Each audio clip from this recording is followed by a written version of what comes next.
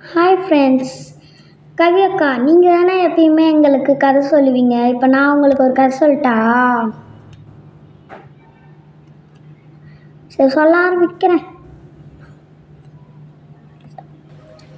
என்ன கதை சொல்ல போகிற? சொல்லு, நானும் அதை கேட்கணுன்னு ஆசையாக இருக்கேன். கிருஷ்ணர் கதை. ஹாய், சூப்பர், சொல்லு. இன்னைக்கு கிருஷ்ண ஜெயந்தியில் அதனால நான் சொல்ல ஆரம்பிக்கிறேன். கம்ச மகாராஜான்ட்டு துவாரகால இருந்தாராம். அவர் சரியான எப்படி சொல்கிறது, கொடிய மகாராஜராம். அவர் என்ன பண்ணுவாரா, அந்த ஊர் மக்களை அங்கே இருக்க ராஜ்யத்தில் அடிக்கடி எங்கேயாச்சும் போயிட்டு கொலை பண்ணிட்டு வர்றது, திருட்டிட்டு வர்றது, பணத்தெல்லாம் தர சொல்லி கேட்கறது, இந்த வேலைலாம் பார்ப்பாரு. அதனால அவரை யாருக்குமே பிடிக்காது. ஒரு நாள் அவங்க தங்கச்சி ஒருத்தரை பிடிச்சி போய் கல்யாணம் பண்ணுறாங்க. அந்த கிருஷ்ணர் இமேஜை நான் காட்டுறேன் பாருங்கக்கா, பக்கத்தில் காட்டுமா. நானே இதை கையால் வரைஞ்சிருக்கா. நல்லா இருக்கா? ஏன் இந்த கொலவெறி? சரி, சொல்லு, கதையை சொல்லு. இப்போ கல்யாணம் பண்ணி வச்சப்ப நான் அக்காவுக்கு நான் தான் எல்லாத்தையுமே பண்ணுவேன்ட்டு தேர் ஓட்டுறதை இவராக போகிறாராம். அப்போ நல்லா இருந்த வானம் டக்குன்னு இருட்டாயிடுதான், இடிதான். எல்லாரும் மழை வரப்போகுதுன்னு நினச்சிருந்தா அந்த மேகத்திலே அப்படியே ஒரு சாத்தான் மாதிரி சொல்லிச்சான். டே கம்சா, இவன் தங்கச்சி தான் பெரிய உன் தங்கச்சி தான் எல்லாமே நினச்சிட்டு இருக்க. ஆனால் தங்கச்சியோட 7வது பையன் தான் உன்னை சாகடிப்பான். அதனால் நீ ரொம்ப குஷி ஆகாதன்னு சொன்ன உடனே கம்சனுக்கு சமூகம் வந்துச்சான். கிருடரை தூக்கி அடிச்சுட்டு 2 குதிரையும் வெளியே விட்டானா. அந்த தேர் அப்படியே கீழே வந்துச்சான். தங்கச்சியும் வெளியே போக முடியல, அவங்களும் வெளியே போக முடியல. தப்பிச்சு போகலான்னு பார்த்தாலும் எடுத்துன்னு போய் அந்த ஜெயிலுக்கு என்ன சொல்லுவாங்க, சிறை. சிறையில் எடுத்துன்னு போய் போட்டாராம். அப்போதான் எல்லாம் கம்சன் இவ்வளோ கொடியவனா, தான் தங்கச்சியே இப்படி பண்ணிட்டானேன்ட்டு எல்லாம் கம்சனை ரொம்ப இதுவாக நினச்சாங்களாம். ஏன் இப்படி இருக்கான் அந்த அரக்கன்ட்டு. அப்போ என்னாச்சான், அப்போ ஃபஸ்ட்டு குழந்தை பிறந்துச்சான். எடுத்துன்னு போய் கம்சன் கிட்ட தந்தாங்களாம். கம்சன் கொஞ்ச நேரம் இருக்கும்போது பக்கத்தில் இந்த ராட்சசன் என்ன சொன்னான்னா, அந்த கொம்புலாம் வச்சுட்டு இருப்பாங்கல்ல, அவங்க சொன்னாங்களாம், காவலாளி இல்லை, கொம்புலாம் தலையில் இருக்குமே ராட்சச மாரி. ஆமாம், தலையில் கொம்பு முளைச்சிருக்குமே, அந்த மாதிரி ராட்சசன், அரக்கர்கள். அவங்க சொன்னாங்களா, டே கம்சா, நான் உனக்கு எச்சரிக்கை பண்ணுறேன், ஆனால் நீ என்னை தப்பாக நினச்சிக்காத. ஃபஸ்ட்டு குழந்தை தான் கொல்லும், 2வது குழந்தை தான் கொல்லணும் இல்லை.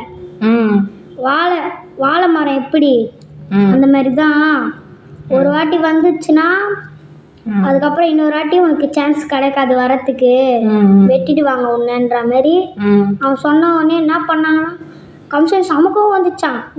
எடுத்துன்னு போயிட்டு இன்னொரு சிறையில அந்த குழந்தைய வச்சு கொலை பண்ணிட்டானாம். அழுகுறாங்களாம் கம்சனோட தங்கச்சியும் அவரும். இந்த மாதிரியே எல்லா குழந்தையும் சாவச்சினார. 7வது குழந்தை பிறக்கும் போதும் பிறக்கிறதுக்கு முன்னாடி நாராயணன் வந்தாரா, கடவுளை விஷ்ணு நேர்லயே வந்தாராம். நான் தான் உனக்கு பையனா பிறப்பேன், என்னை எடுத்துன்னு போயிட்டு பிருந்தாவனத்துல அங்க இருக்க ராஜா கிட்ட விட்டுடு. அவங்க வீட்டுல ஒரு பெண் குழந்தை பிறந்திருக்கும், அதை எடுத்துன்னு வந்துடுன்னும் போதும் கம்சன் தங்க சொன்னாங்களாம், ஆனோட பெண் சாவறதே மேல், நான் செத்தா எப்படி கம்சனை நான் கொல்ல முடியும்னு சொல்ல உடனே சரி நாராயணான்னு சொல்லிட்டு இவங்களும் எல்லாத்தையும் பண்ண ஆரம்பிச்சிருவாங்களாம். இந்த மாதிரியே போகும்போதும் ஒரு புல்லாங்குழல் சத்தம் கேட்டுச்சான். எல்லாரும் பார்க்க தானே பார்ப்பாங்க. ஆனால் எல்லாம் பார்த்து தூங்க ஆரம்பிச்சிட்டாங்க.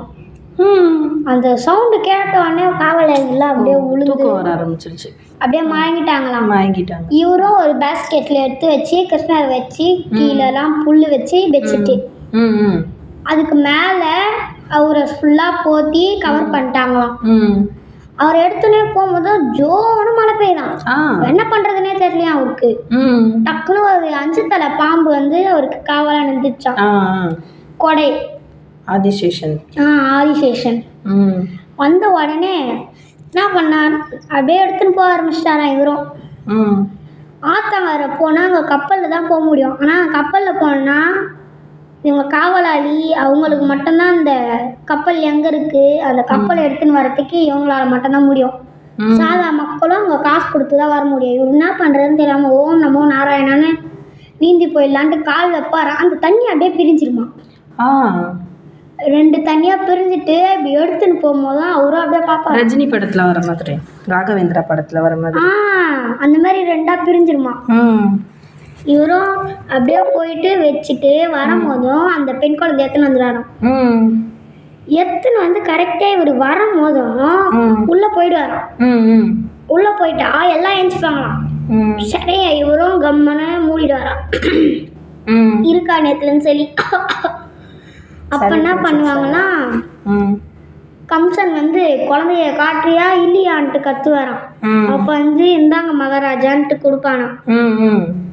அப்போ என்ன பண்ணுவானா இப்படி கத்தி எடுத்து வெட்ட வருவாராம். துர்காதேவி வந்துடுவாங்களாம். கம்சா, உன்னை கொல்லுவதற்கு பிருந்தாவனத்தில் ஒரு சிறுவன் பிறந்து விட்டான்.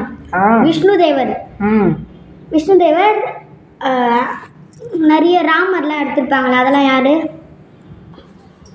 அவதாரங்க இருக்கும் இல்லக்கா, அந்த மாதிரி இது துர்காதேவி சொல்லிட்டு போயிட்டாங்களாம் மறைஞ்சி. இப்போ சொல்லும் போது கம்சா நான் எதுவும் பண்ணலைன்றாங்களாம். இவனுக்கு சமூகம் வந்துடுமா கம்சனுக்கு. அதுக்கடுத்து என்ன பண்ணுவாங்களாம், கூட்டின்னு போயிட்டாங்களாம். கூட்டின்னு போயிட்டு கிருஷ்ணர் கொஞ்சம் கொஞ்சமாக வளருவாராம். வளரும் போது இந்த சேட்டை பண்ணுறது, வெண்ணெயை சாப்பிட்றது, இந்த மாதிரிலாம் பண்ணிட்டு இருக்கும்போது அவங்க வீட்டில் இருக்க மாடு மேய்க்க போகிறது, இந்த மாதிரி விளையாடிட்டு இந்த மாதிரிலாம் இருப்பாங்களாம். அப்போ ஒரு நாள் என்ன பண்ணானா, அரக்கர்களை கம்சன் அனுப்பிச்சுட ஆரம்பித்தானா. எத்தனை பேர் வாங்கடா நான் அடிச்சிருவேன்ற மாரி கிருஷ்ணர் எல்லோரும் வரும்போது குட்டி வயசில் புயல் அரக்கனை அடித்தார். பாம்பு நிறைய பேர் அடித்தார், மாடு மாரி போயிட்டு இருக்கும் போது ஒரு வாட்டி பிரம்மா வந்து யார் இவன் சொல்லிட்டு இவங்க நண்பர்கள்லாம் தூக்கின்னு போயிடுவாராம். தூக்கின்னு போயிட்டு வானத்தில் வச்சு தூங்க வச்சுருவாராம். கிட்டத்தட்ட 1 மாதம் 1 வருஷம் 1 வருஷமாக காணோம் விட்டு என்ன பண்ணுவாங்களாம், மாடு எல்லாமே காணாமல் போயிடுமா. எல்லோரும் அம்மாவை தேட ஆரம்பிச்சிட்டாலும் என்ன பண்ணார்னா விஷ்ணு அவரோட நிறைய அவதாரத்தை வர வச்சு அவங்கள மாதிரி மாற வச்சுருவாராம். இப்போ கிருஷ்ணரே ஒரு 7-8 பேர் மாதிரி மாறி அவங்க ஃப்ரெண்ட்ஸ் மாதிரி மாறி அவங்க வீட்டுக்கு போயிட்டு தினமும் கிருஷ்ணரே எல்லா வீட்லேயும் இருக்க மாதிரி இருப்பாராம். 1 வருஷம் போனதுக்கப்புறம் என்ன ஆகுமா, என்னது நம்ம தானே தூக்கின்னு வந்தோம், இது எப்படி நினச்சின்னு கொஞ்ச நாள் கழிச்சு திருப்பியும் பிரம்மா வந்து பார்க்கறதுக்கு வந்தாராம். அப்போ வந்து எல்லா நண்பர்களும் இருக்கும்போதும் மேலே போய் செக் பண்ணா இருக்காங்களாம். அப்போ தான் எப்பட்றா அது ஒன்றுமே புரியலன்ட்டு அப்போ தான் கண்டுபிடிச்சிடாராம் இவர் விஷ்ணுதேவர் நம்ம தெரியாமல் விளையாட்டோன்ட்டு போய் மன்னிப்பு கேட்கறதுக்கு போவாராம். அவங்க பார்த்தா அந்த மாதிரியே நிறைய பிரம்மர்கள் வந்த உடனே பிரம்மா தான் ஷாக் ஆகிடுவாராம். அப்போ தான் சொல்லுவாராம் விஷ்ணு, பிரம்மா நீ இந்த கேலக்சிக்கு மட்டும்தான், ஆனால் இந்த யூனிவர்ஸ்னு ஒன்று இருக்குன்னு தமிழில் சொல்லுவார். அதுதான் எனக்கு புரியல. கேலக்ஸி மட்டும்தான் நீ, இந்த மாதிரி நிறைய கேலக்ஸிஸ் இருக்குது இந்த யூனிவர்ஸில், அதனால் நீ மட்டும் பெரியவன் இல்லை, உன்னை விட பெரியவங்க யாரோ இருக்காங்க. நீ மனிதர்கள் விலங்குகள் தான் படிக்கிற, அவங்க ஏலியன்ட்டு நிறைய டிஃப்ரெண்டான இதுவெல்லாம் படைப்பாங்க, அதனால் நீ பெரியவன் கிடையாதுன்னு சொன்ன உடனே கிரீடத்தை கழட்டி வச்சு காலில் விழுந்துருவாராம்.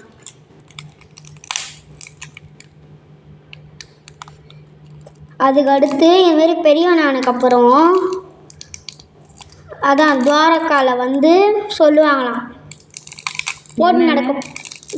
போட்டி நடக்க போகுது, கிருஷ்ணரையும் இவனையும் அனுப்பிச்சி விடுங்க, அவங்க அண்ணன் இருப்பார்ல அவங்களையும் அனுப்பிச்சி விடுங்கன்னு சொல்லுவாங்களாம்.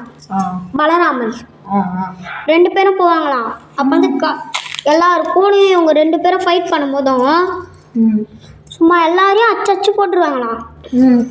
அப்போ என்ன பண்ணுவாங்க, அடிச்சுட்டு போட்டுருவாங்களாம். அதுக்கடுத்து கம்சன் டென்ஷன் ஆகிட்டு கம்சனே வந்துடுவாராம். பலராமர் வருவாராம். பலராமரை எதிர்க்க ஒரு 2 பேரை விட்டுட்டு கிருஷ்ணர் கூட ஒரு சண்டை போடணும். கிருஷ்ணர் பார்த்துருவாரன் இருந்தால் கம்சன்ட்டு ஒரே வாட்டி கையை விசிறி அடின்னு அடித்து அவரோட கிரீடத்தை எட்டி உடைச்சா அது எங்கேயோ போய் விழுந்துருமா. கம்சனை கீழே படி வச்சு அவர் நெஞ்சில் வாலிபால் ஆடுவாங்கல்ல அந்த மாதிரி கை வச்சுன்னு அம்மாவை தொல்லை பண்ணதுக்காக ஒரு அடின்ட்டு இப்படி அடிப்பாராம். 2வது அடி எங்கள் அப்பாவை தொல்லை பண்ணதுக்கு. அதுக்கடுத்து எங்கள் 6 அண்ணன்களை தொல்லை பண்ணதுக்காகன்ட்டு 6 அடி அடிப்பாராம். கடைசியாக நீ என்னோட எங்கள் மக்களை தொல்லை பண்ணதுக்காக கடைசி அடின்னு ஒரு அடி அடிப்பாராம். கம்சன் அப்படியே ஏஞ்சிக்கிற மாதிரி அப்படியே செத்துடுவாராம். சூப்பர். அதுக்கடுத்து துவாரகால கிருஷ்ணரே இருப்பாராம். இந்த ஜெகநாத்னு சொல்கிறாங்கள, ஒடிசா பூரி ஜெகநாத், அவரை பற்றி கூட எனக்கு ஸ்டோரி இருக்குது. கிருஷ்ணர் தான் அவரும். அதை அப்படியே கண்டினியூ பண்ணிட்டா வேணாடா. இப்போது வீட்டில் சாமி கும்பிடணும்ல, அதனால் அம்மா வேலை செய்ய கூட வேலை செய்யுன்னு சொல்லினே இருக்காங்களா, அதனால் நான் போகிறேன். நீ வேணா ஈவினிங் சொல்கிறியா இந்த கதையை? ஓகே. ஈவினிங் நான் எல்லாரையுமே கூட்டிகிட்டு வரேன், சரியா? லைவ்ல சொல்லலாமா இல்லை எப்படி? அது உன்னோட விருப்பம். நான் நம்மளோட கேங்கில் இருக்க எல்லாரையுமே கூப்பிட்டு வந்துடுவேன். நீ ஈவினிங் கதை சொல், ஓகேவா? இப்போ நான் இது சொல்லிடுறேன், இது மட்டும் சொல்லிடுறேன். அப்போ கிருஷ்ணர் இன்னொரு அங்கே ராஜாவாக இருக்கும் போது பாண்டவர்கள்ல அவருக்கு ஹெல்ப் பண்ண போயிடுவாங்களாம். அப்போ ஒரு போட்டியில் வார் இருக்கும்ல, அப்போ சாப விட்டுருவாங்களாம், இந்த மாதிரி தான் நீ சாவன்ட்டு. அதேமாரியே வேடன் கிருஷ்ணர் மானன்னு நினச்சுன்னா அவரோட காலில் அம்பு விட்ட உடனே அவ்வளோ செத்துருவார் கிருஷ்ணர். அப்போ மறுநாள் கனவுல சொல்லுவாராம், என்னை எரி சொல்லுவாராம். எரிஞ்சா அந்த இதே மட்டும் எரியவே எரியாதான், அது பார்க்கறதுக்காக ஸ்டீல் மாரி இருக்குமா. அப்போ என்ன பண்ணுவார்னா அதை மறுநாள் கனவுல அதை எடுத்து பத்திரமா வச்சுருவாராம் பெட்டியில். ஒரு மரத்தில் வச்சு என்னை விட்டுடுன்னு சொல்லும் போது துவாரகாலேருந்து அந்த பே ஆஃப் பெங்காலு இங்கே ஒரு வருஷம்னா தாண்டின்னு இந்த ஒடிசா பூரியில் நின்றுருமா. அதுதான் ஒரு மகாராஜா எழுத்து.